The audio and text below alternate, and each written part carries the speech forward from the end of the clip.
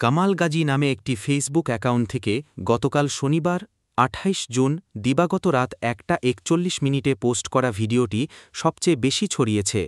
এই পোস্টে ভিডিওর তরুণীকে তিনি নিজের স্ত্রী উল্লেখ করেছেন। ভিডিওটির ক্যাপশনে লেখা, আমার বাড়িতে গিয়ে আমার কলিজা বউকে এভাবে মারতে মারতে হাত পা বেঁধে নিয়ে গেছে একটু আগে। দেশবাসীর সহযোগিতা কামনা করছি, আমার কলিজাটাকে বাঁচান।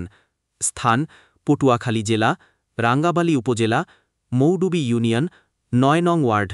সময় রাত ১টা। ভিডিওটির সত্যতা জানতে রাঙ্গাবালী থানার ভারপ্রাপ্ত কর্মকর্তা মোহাম্মদ এমারত হোসেনের সাথে যোগাযোগ করা হলে তিনি জানান, এই ঘটনা নিয়ে আমি অবগত আছি। ভাইরাল ভিডিওর মেয়েটির নাম তন্নি। কামাল গাজীর সঙ্গে মেয়েটির প্রেমের সম্পর্ক ছিল। কামাল গাজী তাকে স্ত্রী দাবি করলেও তাদের মধ্যে আসলে বিয়ে বা কাবিন হয়েছে কিনা তা এলাকাবাসী কেউ জানে না। কামাল গাজীর বাবা বেঁচে নেই। কামাল গাজী নারায়ণগঞ্জের তোলারাম কলেজে ছাত্রলীগের রাজনীতি করতেন এবং স্থানীয়ভাবে আওয়ামী লীগ করতেন।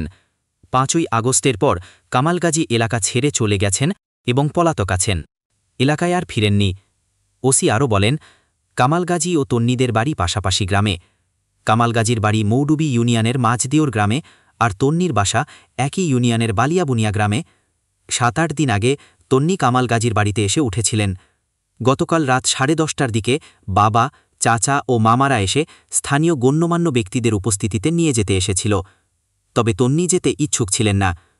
ওসি মোহাম্মদ হোসেন বলেন, পরবর্তীতে মেয়ের পরিবারের লোকজন টেনে হিচড়ে জোর জবরদস্তি করে নিয়ে যায়।